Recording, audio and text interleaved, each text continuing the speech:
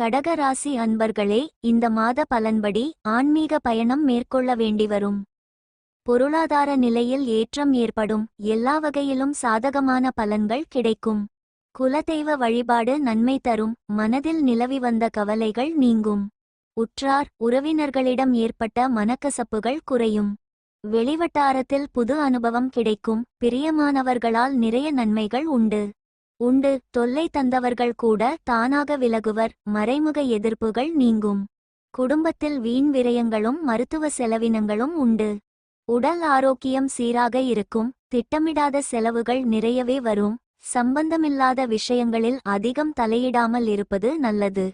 வாகன யோகம் உண்டு. சொந்த விஷயங்களுக்கு அடுத்தவரிடம் ஆலோசனை கேட்பதை தவிர்க்கவும். பயணங்களால் வீண் அலைச்சல் வரும். கணவன் மனைவிடையே அந்யோன்யம் ஏற்படும். விலை உயர்ந்த பொருட்களை வாங்க முடியும். உடல் உபாதைகள் தொடர்பாக சில மருத்துவ செலவுகள் வரும். வாகன பராமரிப்பு செலவுகள் கூடும். கொடுக்கல் வாங்கலில் கவனம் தேவை. புது வேலைக்கு முயற்சி செய்யலாம். தொழில் வியாபாரம் சிறக்கும்.